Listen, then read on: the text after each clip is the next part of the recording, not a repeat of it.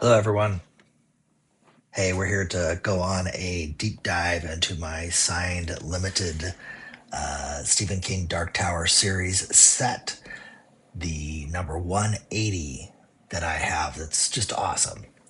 Last video I did, I ranked the set from best to worst, but I got a lot of feedback that said I should do it from the worst to the best.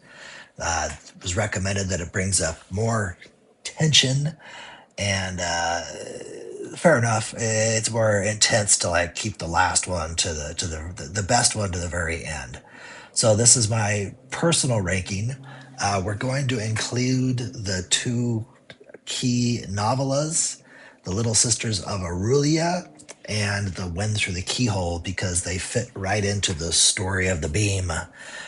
Full spoilers from here on out. If you haven't finished the quest, you might want to pause now and come back later.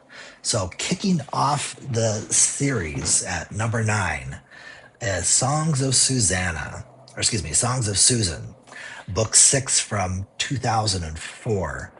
Susan gets yanked through a magical door in 1999 in New York City, and her body's hijacked by Mia to carry a demon baby. You know, kind of a weird storyline, but that's Stephen King for you. Stephen King, he also does something that was intriguing. He writes himself into the character from when he was got hit by a van. This story, he dodges the van from his real life incident where he got hit. The meta angle starts intriguing. As the story is kind of magic, but it turns into a pretty long rant about writing. We get these long, endless hospital scenes, dusty bookstore hunts for a manuscript, and fights with the low men that feel tacked on. The pace stalls like really hard. It just gets tough. That is up until the setup in the finale. That said, when Susan shines in the storm in the Dixie Pig restaurant full of vampires and robots, it's pure awesomeness. Still, for most of the readers, it's a slog you endure for the bigger picture. I give this one a 5 out of 10.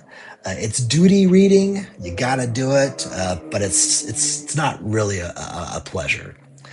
So, number 8. This one's kind of a controversy. I personally loved the ending of number 8 of this one. This is The Dark Tower, the final book itself. This was in 2004. It clocks in at about 847 pages. The quartet finally reaches the tower. They free the breakers that are bending the beam, and they face the Crimson King, who kind of goes out with a whimper on his balcony. We lose Eddie in a street shootout. Jake saves a kid. Oi, with his heartbreaking last words.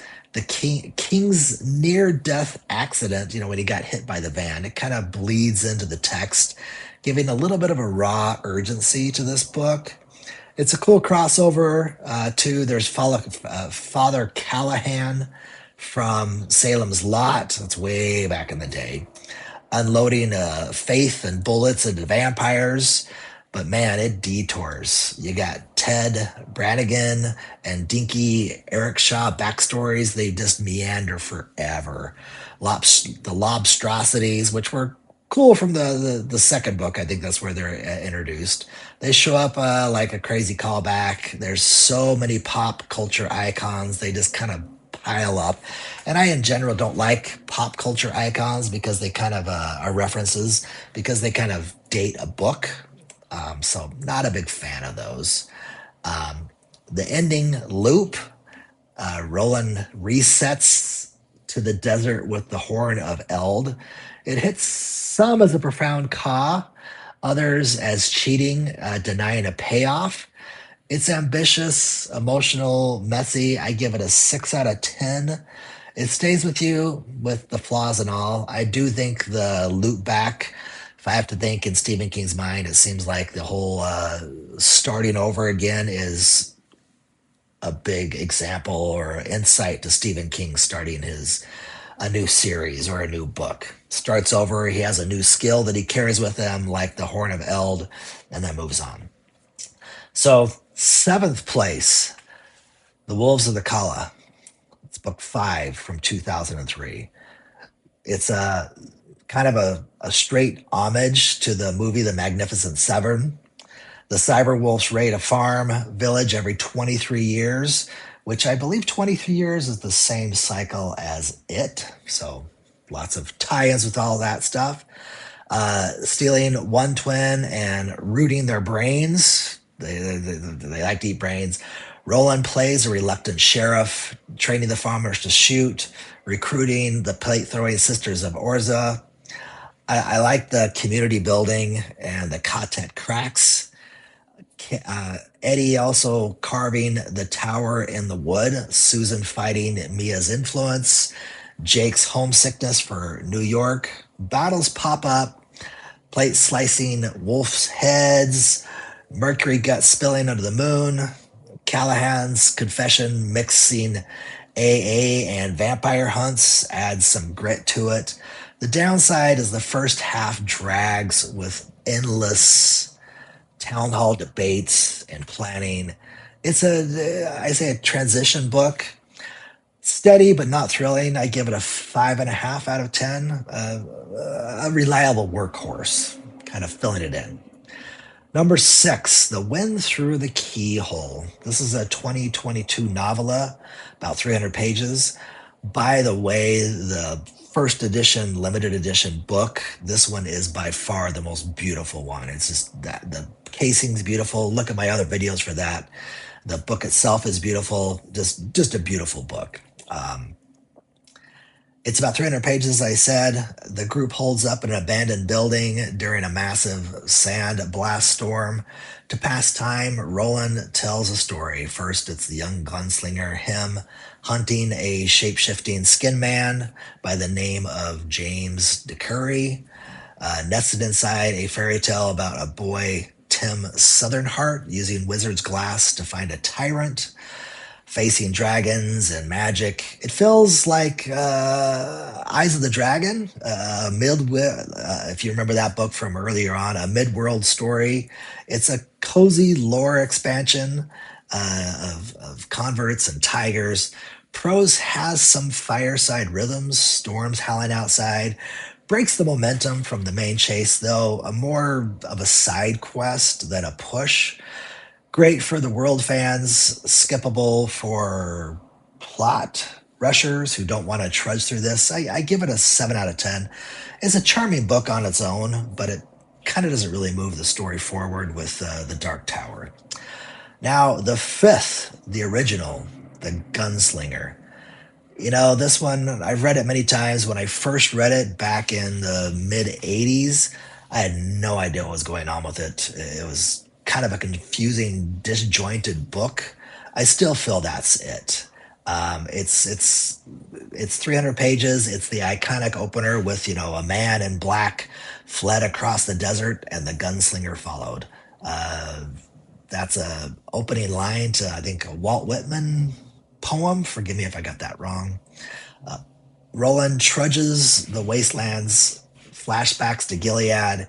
He pulls Jake from 1977 New York, confronts Walter in the boneyard with the tarot card prophecy. It's lean, it's poetic, it has a biblical vibe, and that might be why it was so hard to understand, is it's more of like a scripture. Short sentences, big mystery, revision. There's a revision that tightens the books, it clarifies Roland's cold obsession with hooks. Roland's cold obsession in the beginning of this kind of hooks you into the whole series. So it's kind of a primer for that. And then Jake's death, his sacrifice, just kind of kills me. I still remember that one very vividly from the first time I read it. Not much happens plot-wise, but atmosphere is everything. Uh, it rewards rereading it because you kind of start to see the whole world of what's going on with it. So that's interesting. I give it a 8.5 out of 10. It's a perfect moody start to this overall pretty dark series. Number 4, Little Sisters of Erulia. It's a 1998 novella and everything's eventual. It has about 150 pages. It's a prequel. Roland's injured, wakes up in a hospital tent run by vampires with those crazy beetles. They're called the nurses. A, they're nurses in white that heal with green medicine but feed on the patients in the end. There's mutant bugs on strings, robot guards, rat like Cantoy below, fever dreams of his mom, crucified bed, escaping a vile cat. Pure horror goth, I guess that's what you'd call it, is kind of a goth reading in the Dark Tower. It's tight, it's creepy, it's not fat, real size. It really feels like you're kind of getting into the dark side of the world where you see that it's a fallen world. It shows the world that's like rotting from the beginning. You know, why Roland is on his quest to heal the being because his world has just moved on, as he says it. I give it a 9 out of 10. It's essential bite sized nightmare, and it's just a fun read. The third, The Wastelands, Book 3, 1991, 500 pages. I remember distinctly reading this one, and it was kind of the first time where I really started to fall in love with the series. I just really enjoyed it. Jake's resurrected through a paradox box. The group bonds more tightly. The river crossing between the giant bear, the maze, the forest, the ruined city of love, split between warring gangs. You got Eddie kicking his heroin addict just cold. Uh, Susan merges with some personality. The highlights: the riddle battle aboard the suicide, I guess you'd call it an AI train, Blaine the Mono, quoting poetry and nukes. That was really fun. I do remember distinctly the being on the train. That was a fun ride, as you would say. Cliffhanger exit from the crumble of Lud. The lore dumps, but they fuel excitement. Every reveal earns its space, so there's a lot of good reveals on this. What's going on with the world? I give it a 9.5 out of 10. It's a rather exciting adventure, which I wouldn't say that about everything. This is more of a world building series than adventure and excitement, but this one was. So the second, the drawing of the three. Wow. When I first read this when I was in high school, it's when I really, it's the first time I got understand it because the Gunslinger is so hard to understand. This one was the first time where I really started to understand the series and kind of loved it. Roland's washed up on a beach. He's got the lobstrosities that take his finger, and he finds the three doors. I don't know if we ever quite know where these three doors come from. Come from the mind of Stephen King, I guess. He pulls in Eddie Dean, a junkie smuggler from the middle of a fight. Then he gets Detta or Detta, a wheelchair bound civil rights fighter with a split mind, a split personality. Boy, she's feisty. I definitely remember her. The final push of the serial finally pushes the serial killer Jack Moffat off a subway to save Jake's timeline. So he saves Jake. The beach monsters chop off his fingers. The Blazer mob shootouts, personality and fusion drama with the split personalities. Eddie's wit lightens the darkness because of his, he's a crazy junkie. The team forms here. It's raw, early King energy. I give it a 9.8 out of 10. This is where strangers become family. This is where the heart of the core of the characters come into play, and you start to get the heart of the series. So the top spot, no contest on this one. This one by far is it. It's the Wizards on Glass, book 4. It's from 1997, 787 pages. This is the Post Blaine Riddle Ride, Roland flashbacks to his teen mission on the seaside, counting horses for the affiliation, but really first love was Susan Delgado.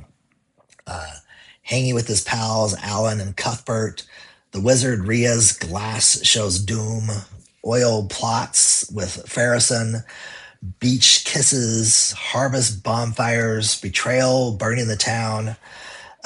Present frame ties riddles to the visions. Stephen King's writing sings youth, romance, tragedy.